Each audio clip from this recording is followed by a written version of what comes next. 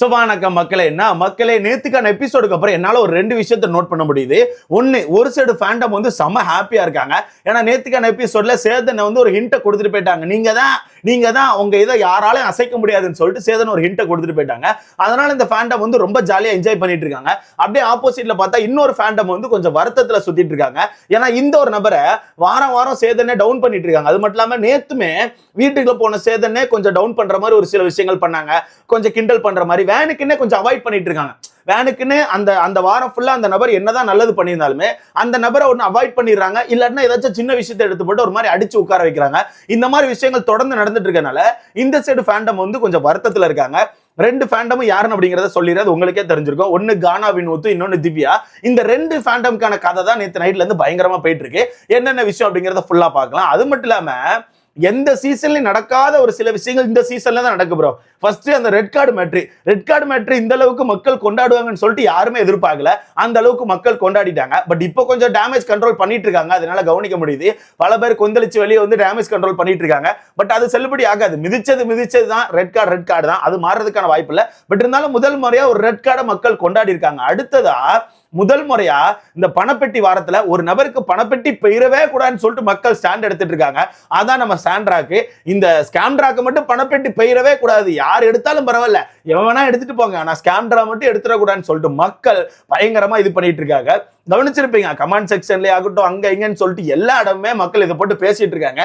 எனக்கும் தோணுச்சு, நானும் போன வீடியோல அதை பத்தி பேசியிருப்பேன். எல்லாத்தையும் மொத்தமா பார்த்துடலாமா? ஸோ வீடியோக்குள்ள போறதுக்கு முன்னாடி மறக்காம இந்த வீடியோ லைக் பண்ணி சேனலை சப்ஸ்கிரைப் பண்ணிக்கோங்க. நீங்க போடுற ஒவ்வொரு லைக்கும் தான் நமக்கான வீடியோ 10 பேர் சஜஸ்ட் ஆகும். ஸோ முடிஞ்ச அளவுக்கு லைக்கை போட்டு சேனலை சப்ஸ்கிரைப் பண்ணிக்கோங்க.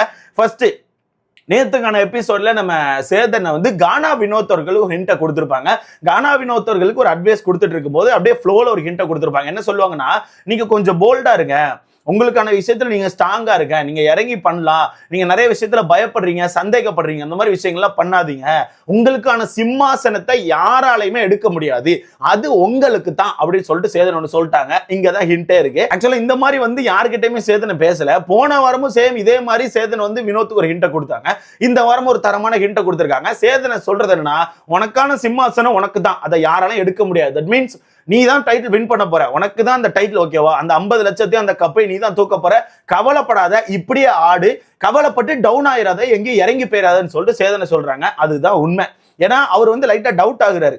இப்ப பொதுவா எதை சொல்ல வராங்கன்னா, அந்த பணப்பெட்டியை சொல்ல வராங்க. பணப்பெட்டி எடுத்துறாத, நீ ஒன்ன டவுட் பற்றாத, ஓகேவா? நீ கரெக்டா தான் இருக்க, கரெக்டா தான் போயிட்டு இருக்க, உனக்கு தான் அந்த டைட்டில், நீ உன்னை வந்து சந்தேகப்பட்டு வேற எங்கேயும் போயிடாத, சந்தேகப்படாத, அந்த சிம்மாசனம் உனக்கு தான் அப்படின்னு சொல்லி சொல்றாங்க. ஏன்னா அந்த மனுஷன் சில நேரங்கள்ல கொஞ்சம் யோசிச்சு அந்த பணப்பெட்டி எடுக்கலாமான்னு சொல்லலாம் பேசியிருக்காரு. கண்டிப்பா கவனிச்சிருப்பீங்க.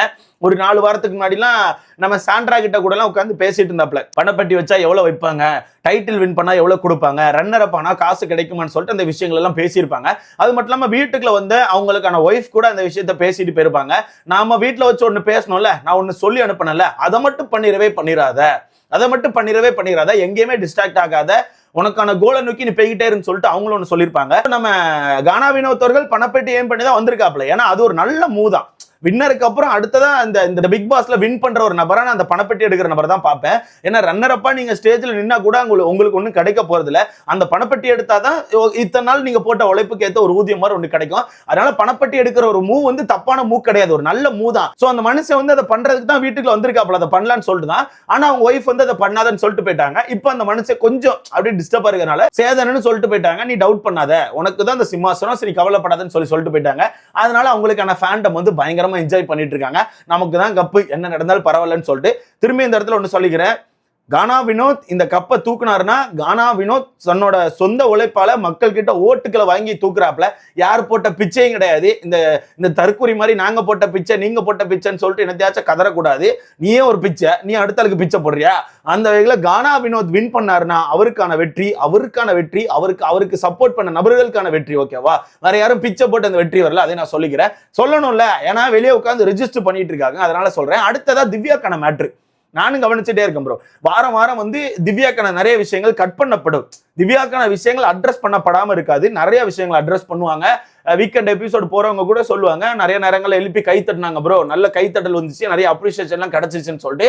ஆனா எல்லா வீக்கெண்ட் எபிசோட்லயுமே நம்ம திவ்யாக்கான மேட்டரை கட் பண்ணிடுறாங்க.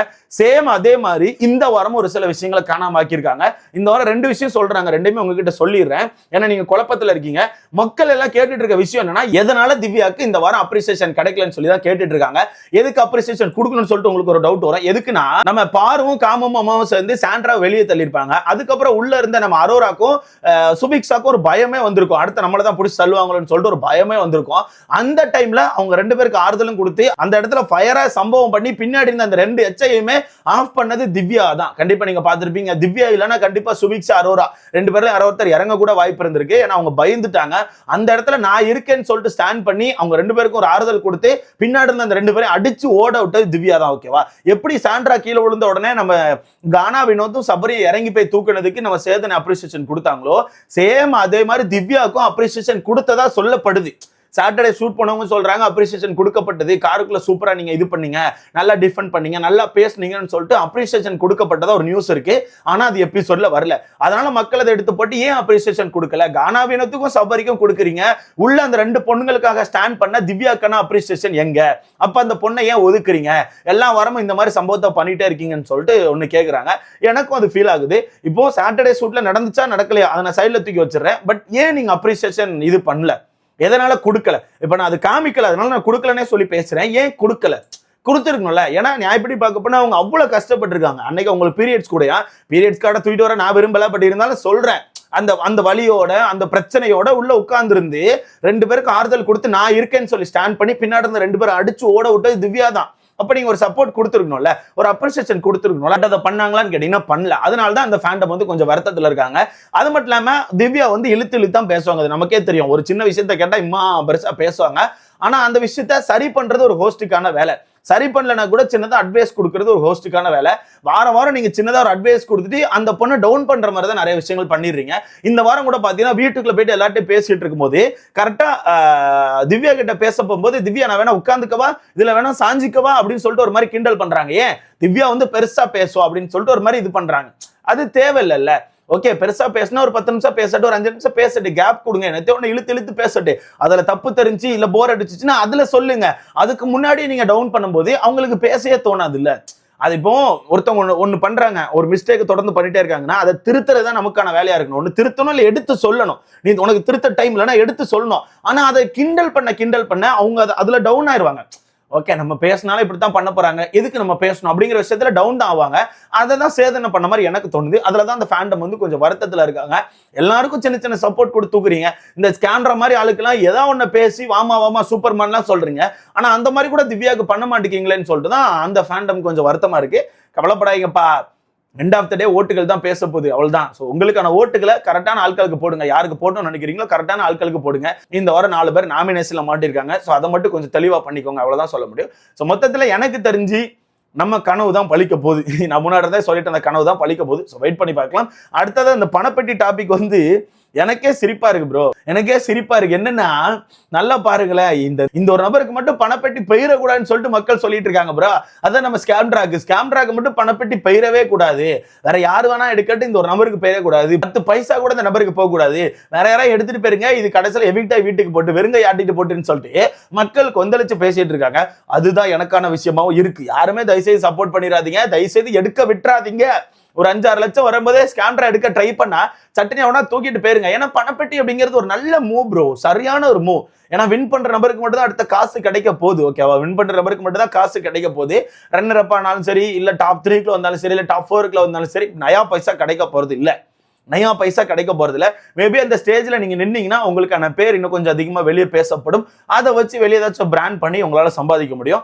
அதை தாண்டி உங்களுக்கு வீட்டுக்குள்ள ஏதாச்சும் பணம் கிடைக்குமான்னு கேட்டீங்கன்னா வாய்ப்புகள் கிடையாது. ஸோ பணப்பெட்டி அப்படிங்கிறது ஒரு நல்ல ஒரு மூவ். ஆனா எனக்கு தெரிஞ்சு அரோரா அந்த மூவ் எடுப்பாங்கன்னு எனக்கு தோணுது. இப்ப விக்கல் சுக்கிரமும் எடுக்கிற மாதிரி எனக்கு தோணுது.